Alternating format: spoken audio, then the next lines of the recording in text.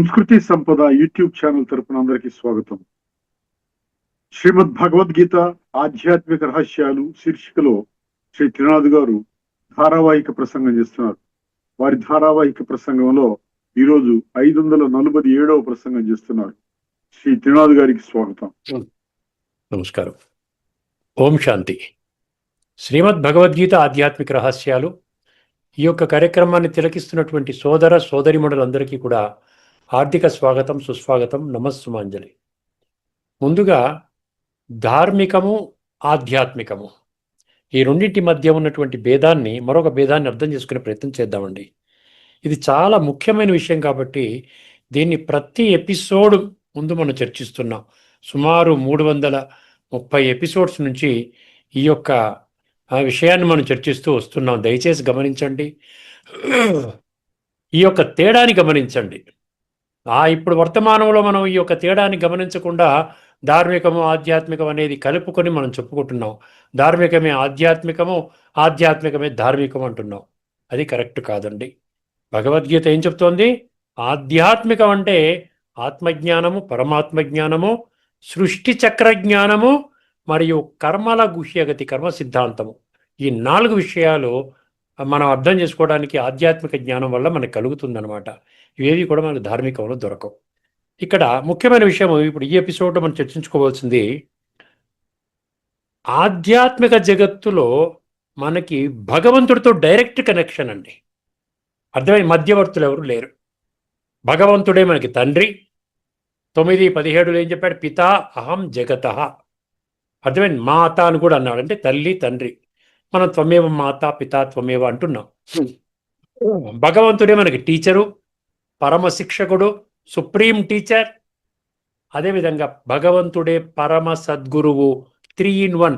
భగవంతుడే మనకి డైరెక్ట్గా ఈ 3 పాత్రలు ఒకే విధంగా వహిస్తూ అర్థమైందా మనని తర్ఫీదు చేస్తున్నాడు. ఏ లక్ష్యంతో చేస్తున్నాడు? తన సమానంగా చేయడానికి. అర్థమైందండి? భగవంతుడు ఏది కూడా దాచుకోవడం లేదు. ఏ విధంగా అయితే తండ్రి భౌతిక ఈ ప్రాపంచిక ఈ విషయం ఇక్కడ ఉన్నటువంటి ప్రపంచంలో, భౌతిక ప్రపంచంలో తల్లి తండ్రి బిడ్డలు ఉన్నారనుకోండి. తల్లి తండ్రి వాళ్ళు ఏదో కాలేజీలో లెక్చరర్లు అనుకోండి, ఫలానా సబ్జెక్ట్లో నిష్ణాతులు అనుకోండి. వాళ్ళ బిడ్డలు కూడా బై ఛాన్స్ అదే సబ్జెక్టులో ఉన్నారనుకోండి. ఏం చేస్తారు? అనునిత్యము ఆ సబ్జెక్ట్ని బాగా నూరిపోస్తారు. ఎందుకంటే తండ్రి బిడ్డల సంబంధం అక్కడ టీచర్ స్టూడెంట్ సంబంధం కాదు. ఎప్పుడైతే ఆ సంబంధం ఉంటుందో అన్ని డౌట్స్ క్లియర్ చేస్తారు, చక్కగా మాస్టరీ చేయిస్తారు, చక్కగా మంచి మార్కులు వచ్చేలాగా ఆ విధంగా తర్ఫీదిస్తారు.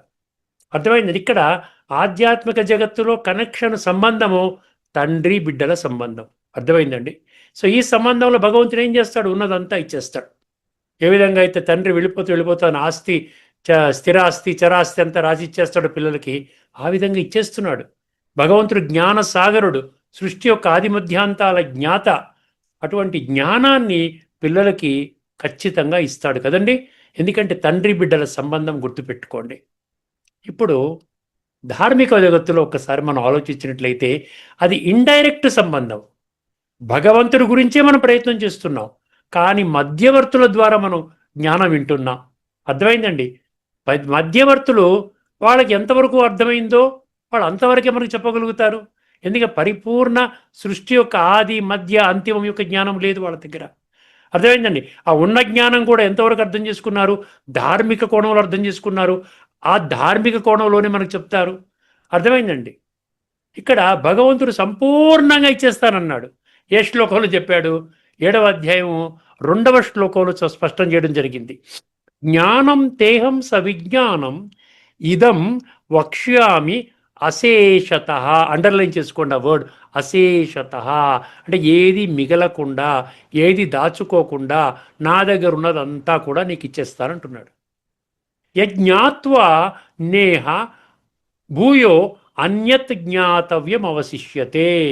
ఎప్పుడైతే నేను చెప్పినటువంటి ఈ యొక్క జ్ఞానము మరియు ఆ జ్ఞానాన్ని జీవితంలో అనుభవం చేసే విజ్ఞానము, ఈ రెండింటిని సంపూర్ణంగా నీకు ఎప్పుడైతే ఇస్తానో, ఇంకా ఈ భూమండలంపై, ఈ భూమిపై, ఈ పృథ్వీపై ఇంకా ఎటువంటి ఇతర జ్ఞానము కొరకు వెతకనవసరము లేదు. దేని కొరకు?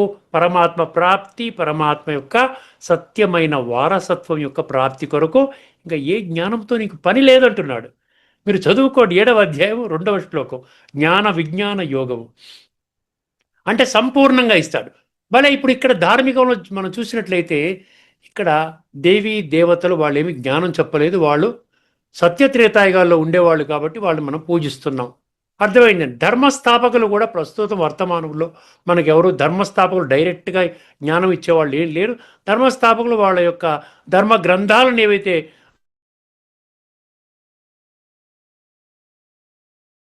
తయారయ్యాయో అది ఇప్పుడు వర్తమానంలో ఉన్నటువంటి దాన్ని బాగా చదువుకొని దాన్ని పుణికిపుచ్చుకొని అందులో ఉన్న విషయాల్ని బాగా గ్రహించి ఆ విషయాల్ని మనకి చేరవేస్తున్నారు.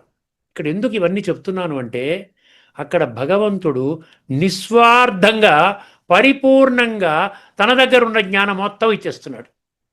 ఇప్పుడు వర్తమానంలో మనకి ఎవరున్నారు? ముఖ్యంగా జ్ఞానం ఇచ్చేవాళ్ళు ఎవరున్నారు? ప్రవచనకారులు ఉన్నారు, విశిష్ట వ్యక్తులు ఉన్నారు, ధర్మ గ్రంథాలని అందులో ఉన్నటువంటి విషయాలన్నీ కూడా చక్కగా విడమరి చెప్పేవాళ్ళు ఉన్నారు. అదేవిధంగా సాధువులు సంతులు ఉన్నారు, ఋషులు మునులు ఉన్నారు, గురువులు అనబడేటువంటి వాళ్ళు ఉన్నారు. వీళ్ళందరూ కూడా వాళ్ళ శిష్యులకి, ఎవరైతే వాళ్ళ భక్తులకి, వాళ్ళ డివోటీస్కి వాళ్ళు ఈ ప్రవచనాల ద్వారా జ్ఞానాన్ని పంపిణీ చేస్తున్నారు. కానీ ఇక్కడ ఒక్క విషయం గమనించవలసింది ఏంటంటే వారు వారి దగ్గర ఉన్న పరిపూర్ణమైన జ్ఞానం ఇస్తున్నారా లేక కొద్దిగా మాత్రమే ఇస్తున్నారా? ఎందుకంటే ఇప్పుడు అక్కడ భౌతికంలో ఉన్నారు కాబట్టి, ధార్మికం అంటే భౌతికము స్థూలంగా ఉన్నారు కాబట్టి వాళ్ళు న్యాచురల్లీ కొంత స్వార్థం అనేది ఉంటుంది. నేను పరిపూర్ణంగా జ్ఞానం ఇచ్చేసినట్లయితే నా శిష్యులందరికీ కూడా నా సమానంగా తయారు చేసే జ్ఞానం అంతా వాళ్ళకి ఇచ్చేసినట్లయితే రేపు పొద్దున్న వాళ్ళు నన్ను విడిచిపెట్టిపోతారేమో, వాళ్ళు కూడా సొంతంగా ఆశ్రమాలు కట్టుకొని వెళ్ళిపోతారు కదా.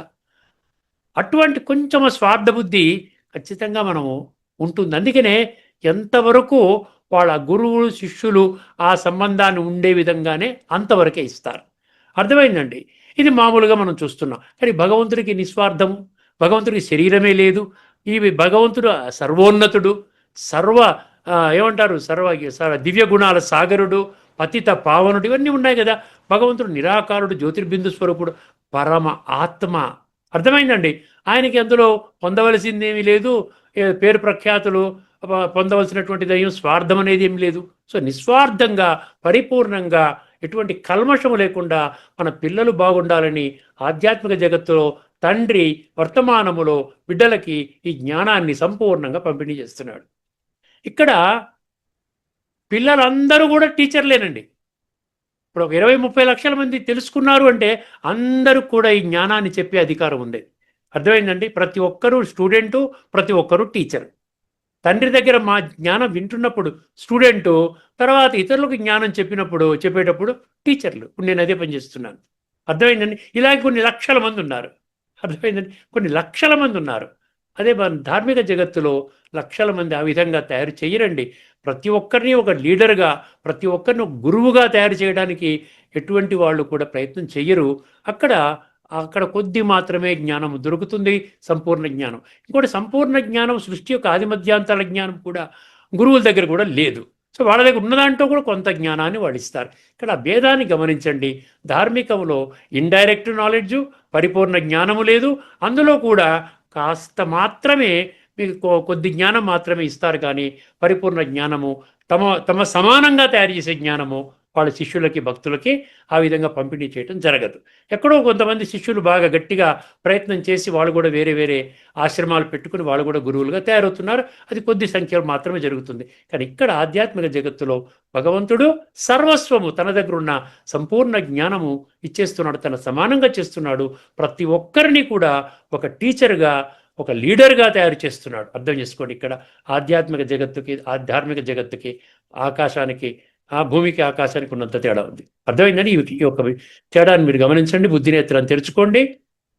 ఆధ్యాత్మిక జగత్తులో ఈ జ్ఞానం చాలా సింపుల్ జ్ఞానం అని అందరూ చెప్పగలుగుతారు. అర్థమైందని చాలా సింపుల్ జ్ఞానం. ఎక్కడా కూడా ఏది కాంప్లికేషన్ లేదు. ఏదో ఫలానాది శ్లోకాలు బట్టి పట్టాలి, పలానా శాస్త్రాన్ని బట్టి చెప్పాలి, ఏమీ లేదు. ప్రతి ఒక్కరు తమ యొక్క మూల స్వరూపంలో ఆత్మలు, విశ్వాత్మలందరి తండ్రి పరమాత్మ. పరమాత్మ వర్తమాన సమయంలో రాజయోగం అనే ప్రక్రియ ద్వారా మనకి జ్ఞానాన్ని విజ్ఞానాన్ని ఇస్తున్నాడు, ఆత్మని శుద్ధి చేస్తున్నాడు. ఆత్మ శుద్ధి కాబడినప్పుడు సాత్విక సంస్కారాలుగా సాత్వికంగా ఆత్మ శుద్ధి కాబడినప్పుడు సత్యత్రేతాగాల్లోకి వెళుతున్నారు. రాజసికంగా ఉంటే ద్వాపరయుగము, తమో ప్రధానంగా తామసికంగా ఉంటే మళ్ళీ కలియుగంలోనే జన్మ తీసుకుంటారు. ఈ కాలచక్రం తిరుగుతూనే ఉంటుంది. చూసారా ఎంత సింపుల్ జ్ఞానం ఇది. అందుకనే ఈ సింపుల్ జ్ఞానం కాబట్టి వాళ్ళు ప్రతి ఒక్కరు కూడా టీచర్గా వాళ్ళు నిస్వార్థంగా భగవంతుడు ఇచ్చినటువంటి జ్ఞానము పరిపూర్ణంగా ఇవ్వడానికి కూడా వాళ్ళు ప్రయత్నం చేస్తారు. ఓకేనండి, ఇది ముఖ్యమైనటువంటి భేదము. ఇప్పుడు మనము కఠోపనిషత్తులో 1:2:25 గత ఎపిసోడ్లో 1:2:25 1:2:25 కాదు, 1:2:5 అంటే 1వ అధ్యాయం 2వ వల్లి 5వ మంత్రము, ఇట్లా అర్థం చేసుకోండి. ఈ మంత్రములో ఒక భాగం మనం తెలుసుకున్నాం. ఇదే మంత్రాన్ని మనము మరికొన్ని విషయాలు మీ దృష్టికి తీసుకొని వస్తానండి. ముందుగా ఆ మంత్రాన్ని మరొక్కసారి మీ దృష్టికి తీసుకొని వస్తున్నాను. అవిద్యయామంతరే వర్తమానా స్వయం ధీరా పండితం మన్యమానా దంద్రమ్యమానా పరివర్తంతి మూఢా అంధేనైవ నీయమానా యదాంధా. ఇది చాలా ముఖ్యమైనటువంటి ఇదండి, మంత్రం అండి. చాలా ముఖ్యమైనటువంటి జీవితాలు మార్చేటువంటిది. అసలు వర్తమానంలో జరుగుతున్నటువంటి ఇప్పుడు ఉన్నటువంటి స్థితిగతులు ఎలా ఉన్నాయి, జ్ఞానం ఏ విధంగా ఇస్తున్నారు, జ్ఞానం ఇచ్చేవాడు నిజంగా జ్ఞానులేనా, అర్థమైందండి. ఏ విధంగా వాళ్ళు పరిపూర్ణ జ్ఞానం తెలుసుకున్నారా, అది ఇస్తున్నారా, ఏ విధంగా వాళ్ళ అజ్ఞానంలో ఉండి ఇతరులకు కూడా అజ్ఞానాన్నే వాళ్ళు ట్రాన్స్ఫర్ చేస్తున్నారు అని చెప్పేసి ఈ విధంగా చాలా అద్భుతమైనటువంటి విషయం, రహస్యాలు ఇందులో ఉన్నాయి. చాలా జాగ్రత్తగా గమనించండి. కఠోపనిషత్తు 1:2:5 తాత్పర్యము. వర్తమాన సమాజములో చాలా జాగ్రత్తగా వినండి. వర్తమాన సమాజములో 100% అజ్ఞానములో జీవిస్తూ తమకు తామే మేము తెలివైన వారము, మేము పండితులము, మేము జ్ఞానులము అని భావించే మనుషులు నిజానికి మూర్ఖులు. అటువంటి వారు అలా అజ్ఞానములోనే అల్లాడుతూ అంధులను నడిపించినట్లుగా ఒకరిని ఒకరు తప్పుదారిలో నడిపించుకుంటూ ఉంటారు. ఇప్పుడు మనము తదుపరి ఎపిసోడ్లో కొత్తగా ఇప్పుడు మనం గీతా సంబంధించినటువంటి శ్లోకాలు. ఇక్కడ ఏమీ లేదండి. అజ్ఞానము అంటే దేహాభిమానము, జ్ఞానము అంటే ఆత్మాభిమానము.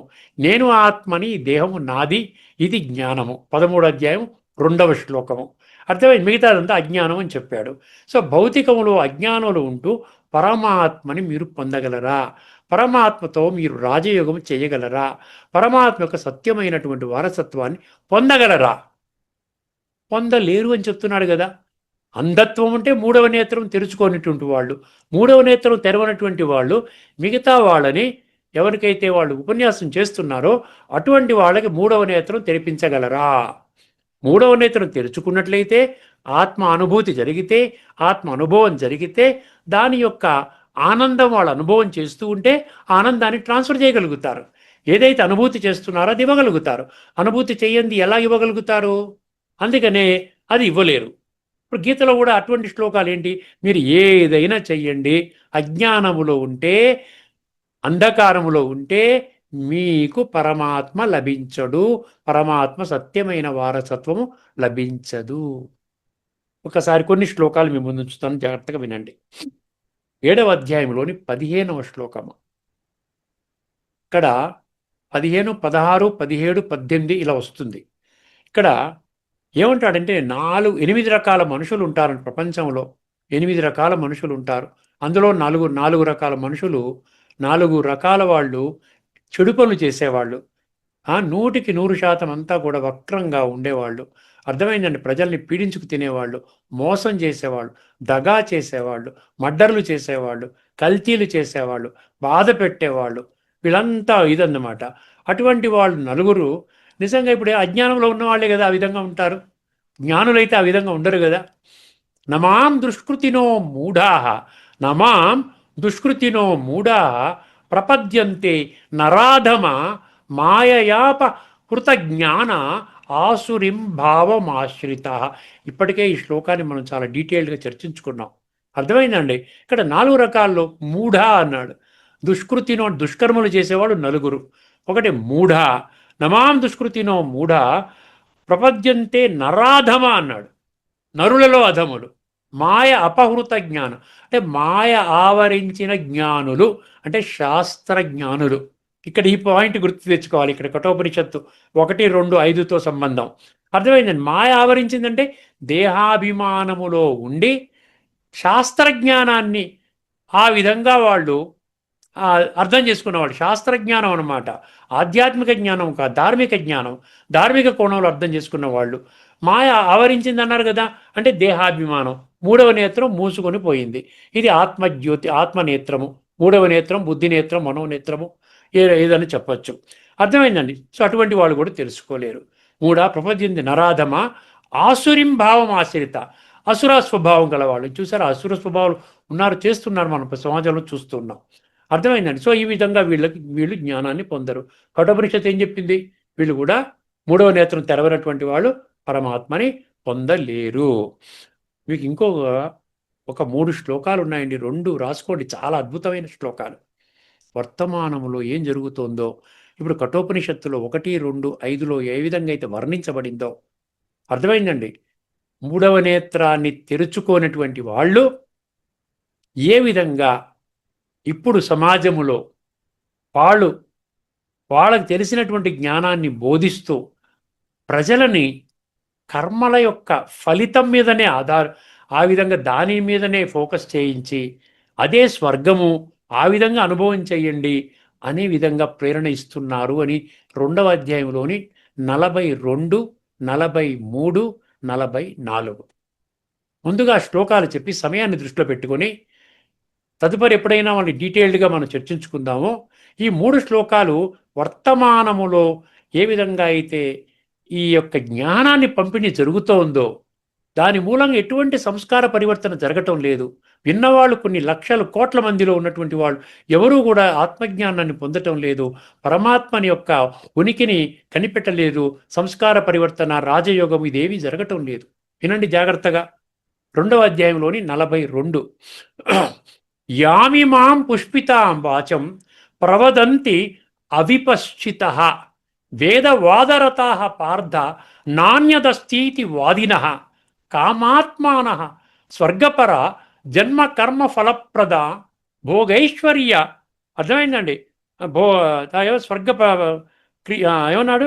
కామాత్మాన స్వర్గపర జన్మ కర్మ ఫలప్రద భోగైశ్వర్య క్రియా విశేష బహుళాం భోగైశ్వర్య గతిం ప్రతి భోగైశ్వర్య ప్రసక్తానాం తయాపహృతచేతసాం వ్యవసాయాత్మిక బుద్ధి సమాధి నా విధీయతే. ఆఖరిగా ఏం చెప్పాడండి? ఇవన్నీ లక్షణాలు ఉన్న వాళ్ళకి వ్యవసాయాత్మిక బుద్ధి ఉండదు, నిశ్చయాత్మిక బుద్ధి ఉండదు. 2వ అధ్యాయంలో 41 కనెక్ట్ చేయండి. వ్యవసాయాత్మిక బుద్ధి ఏకేహ కురునందన, ఒకటే లక్ష్యము. వ్యవసాయాత్మిక బుద్ధి, నిశ్చయాత్మక బుద్ధికి ఒకటే లక్ష్యము. ఆ నచికేతుడి యొక్క లక్షణం అనమాట. నాకు ఆత్మజ్ఞానము కావాలి, నాకు ఇవేవి అవసరం లేదు. అర్థమైందండి. వ్యవసాయాత్మిక బుద్ధి ఏకేహ కురునందన బహుశాఖా అనంతాశ్చ బుద్ధయో అవ్యవసాయినాం అన్నాడు అక్కడ. వ్యవసాయినాం, అవ్యవసాయినాం. ఇటువంటి వాళ్ళు అనేక రకాలు, అది కరెక్ట్, ఇది కరెక్ట్, ఇది కరెక్ట్, ఇది కరెక్ట్. ఎందుకంటే దైహికంగా ఉన్నప్పుడు, నేను దేహం అనుకున్నప్పుడు ప్రతి ఒక్కరూ ఒక్కొక్క కోణంలో, ఒక్కొక్క శాస్త్రాన్ని ఒక్కొక్క కోణంలో వివరిస్తూ ఉంటే అన్నింటినీ మనం ఒప్పుకుంటాం. అందుకని ఇక్కడ ఏమంటున్నాడు ఈ శ్లోకంలో? 2వ అధ్యాయం 42, 43, 44లో ఏమంటున్నాడండి? వ్యవసాయాత్మిక బుద్ధి కుదరదు, రాదు. వ్యవసాయాత్మిక బుద్ధి ఉంటేనే సమాధి స్థితి వస్తుంది. సమాధి స్థితి అంటే ఆత్మ పరమాత్మ యొక్క కలయిక, మధురమైనటువంటి కలయిక, చక్కటి అనుభూతి. అక్కడి నుంచి ఆ విధంగా మనము పరమాత్మ నుండి గుణాలు, శక్తులు మనం తెచ్చుకుంటాం. సంస్కార పరివర్తనకి దారితీస్తుంది. ఆ విధంగా మన జీవితాన్ని సర్వాంగ సుందరంగా తీర్చిదిద్దుకుంటాం. అర్థం? ఈ 2 రావంట. మనం ఏం చేసుకుంటే ఏం లాభం చెప్పండి? ఒక్కసారి ఈ 3 శ్లోకాల గురించి కరెక్ట్గా గీతా పుస్తకంలో ఏమి ఇచ్చాడో చెప్పేస్తాను. ఎందుకంటే ఇవన్నీ ఎక్స్ప్లెయిన్ చేయడానికి చాలా టైం పడుతుంది నాకు. యామిమాం పుష్పితాం వాచం ప్రవదంతి అవిపశ్చిత. అవిపశ్చిత అంటే అవివేకులు, అర్థం చేసుకోండి. అంటే మూడవ నేత్రాన్ని తెరుచుకునేవాడు, విచక్షణా జ్ఞానము లేనివారు. అర్థమైందండి. యామిమాం పుష్పితాం వాచం ప్రవదంతి అవిపశ్చిత వేదవాదరతా పార్థ నాణ్యదస్తి ఇది వాదిన కామాత్మాన స్వర్గపర జన్మ కర్మ ఫలప్రదాం క్రియావిశేష బహుళాం భోగైశ్వర్య గతిం ప్రతి భోగైశ్వర్య ప్రసక్తానాం తయాపహృతచేతసాం వ్యవసాయాత్మిక బుద్ధి సమాధౌ నా విధీయతే.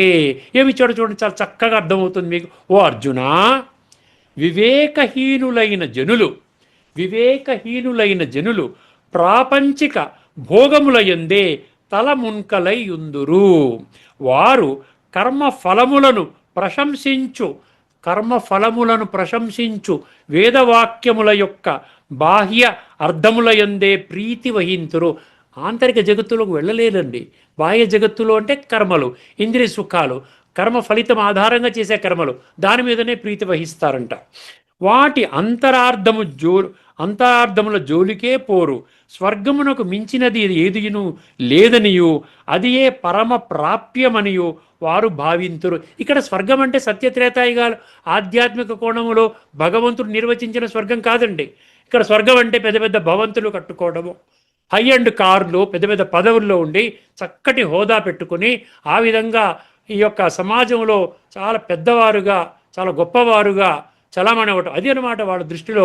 అదే కర్మఫలం అన్నాడు కదా, ఆ విధంగా దాని మీదనే పరమ ప్రాప్యమును, ఇంకా దీనికి మించినదంటూ ఏది లేదనియు అదే పరమ ప్రాప్యమనియు వారు భావించరు. క్షణికములైన, ఇక్కడ అండర్లైన్ చేస్తున్నాను, క్షణికములైన ప్రాపంచిక భోగైశ్వర్యముల యందలి ఆసక్తితో వివిధ సకామ కర్మలు, నిష్కామ కర్మలు కాదు, ప్రోత్సహించుచు ప్రీతిని గూర్చు ఇచ్చకపు పలుకులు పలికెదరు. ఇప్పుడు కఠోపనిషత్తు 1, 2, 5కి డిట్టోగా చెప్పిన ఈ 3 శ్లోకాలు. ఆ ఇచ్చకపు మాటల ఉచ్చులలో బడిన భోగైశ్వర్య ఆసక్తులైన అజ్ఞానుల బుద్ధులు భగవంతుడు లక్ష్యముగా గల సమాధియందు స్థిరముగా ఉండవు.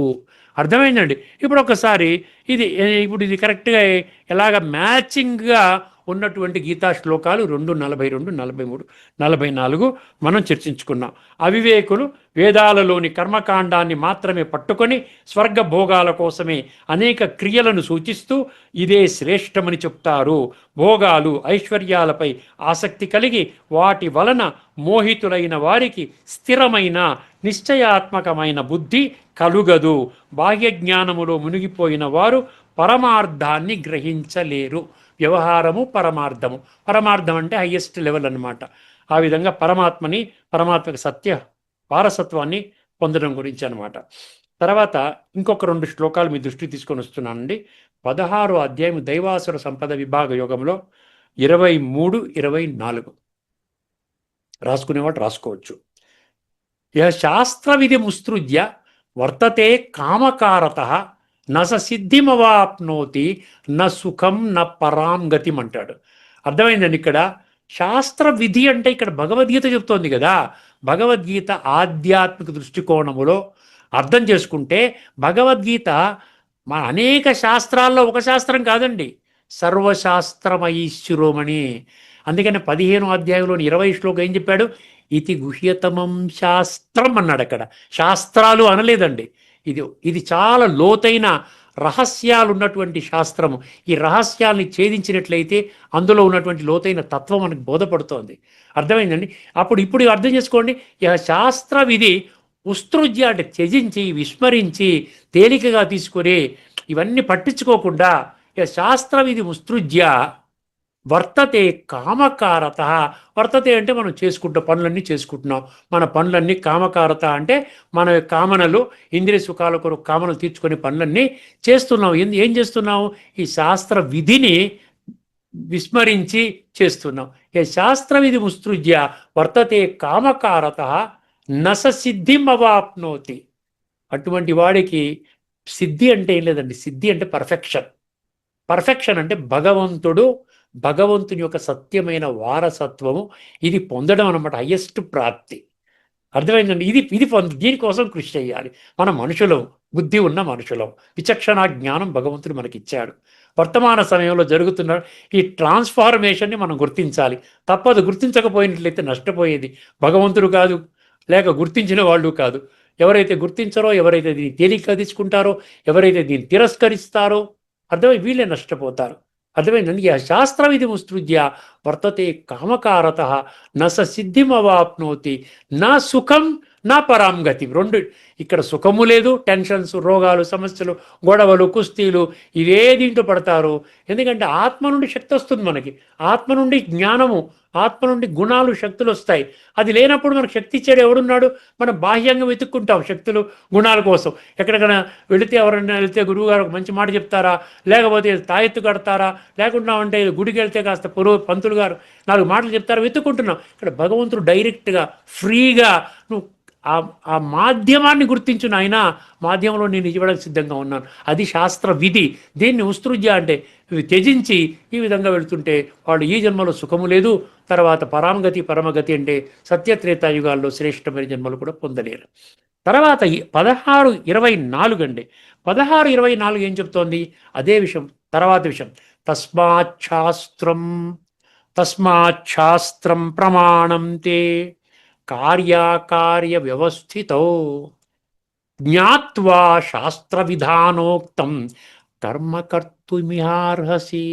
నాయన, నేను చెప్పిన శాస్త్రం ప్రకారంగానే నీ కర్మలు చేయడానికి నీకు అర్హత నాయన. ఇది కాలచక్రంలో ఆఖరి సమయం, క్రిటికల్ మూమెంటు. ఇప్పుడు నేను చెప్తున్నాను, నన్ను నమ్మండి. ఇప్పుడు విశ్వ పరివర్తన జరగబోతోంది, నేను చేస్తున్నాను. కాబట్టి నేను ఒక విధి విధానాన్ని చెప్పాను.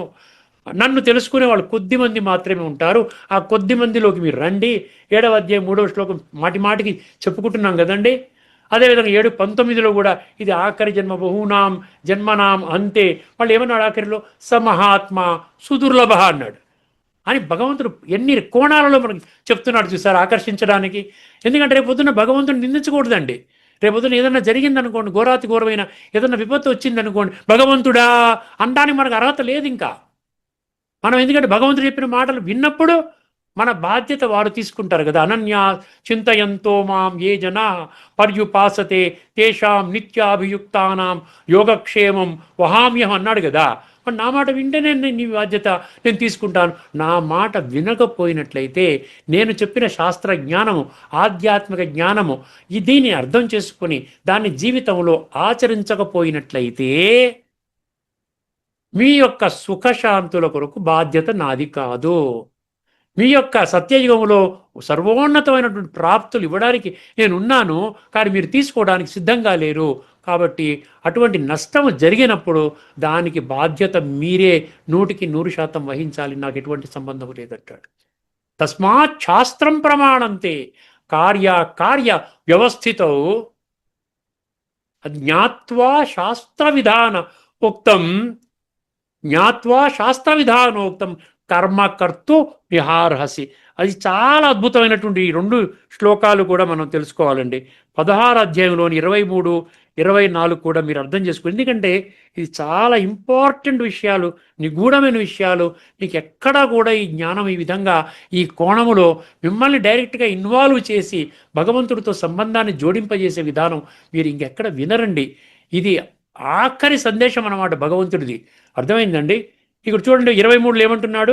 శాస్త్ర విధిని త్యజించి యథేచ్ఛగా అంటే విశృంఖలంగా అన్నాడు ప్రవర్తించువాడు సిద్ధిని పొందజాలడు, వానికి ఇహపరలోక సుఖములు లభింపవు, పరమగతియు ప్రాప్తింపదు. భగవంతుని మాటల సత్యం కాదండి. ఒకవైపున మనం ఏంటంటున్నాం? భగవంతుడు పరమ సత్యము అంటున్నాం, గాడ్ ఈజ్ అబ్సల్యూట్ ట్రూత్ అంటున్నాం. మరి వారు చెప్పిన మాటల సత్యం అవుతాయా? అసతోమా సద్గమయ అని మళ్ళీ మనమే అంటున్నాం. సత్యమైన మాటలు చెప్తున్నాం, మనం అంగీకరించడం లేదు. అన్నీ మనమే చేస్తే ఎట్లాగండి? ఇప్పుడు తర్వాత 16:24 ఏమంటున్నాడు? తస్మాత్ శాస్త్రం ప్రమాణం తే కార్యాకార్య వ్యవస్థితో జ్ఞాత్వా శాస్త్ర విధానోక్తం కర్మ కర్తుమిహ. ఇక్కడేమంటున్నాడు? కర్తవ్య అకర్తవ్యములను నిర్ణయించుటకు శాస్త్రమే ప్రమాణము.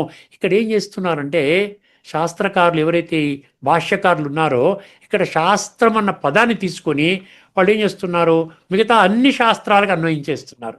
ఇక్కడ శాస్త్రం అంటే గీతా శాస్త్రం, సర్వశాస్త్రమై శిరోమణి, సర్వశాస్త్రాలకి తల్లి లాంటి శాస్త్రము శ్రీమద్ భగవద్గీత.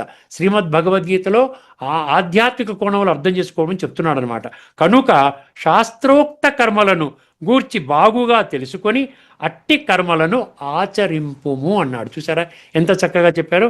ఇక్కడితో మనం ఈ చర్చను ముగించుకుందాము. తదుపరి ఎపిసోడ్లో ఇదే మంత్రం మీద ఆఖరిగా 3వ ఎపిసోడ్ కూడా చేయబోతున్నాను. ఇందులో ముఖ్యంగా ఇతర ఉపనిషత్తు మంత్రాలు ఏం చెప్తున్నాయి, సుమారుగా ఒక 6-7 ఉపనిషత్ మంత్రాలను సేకరించాను నేను.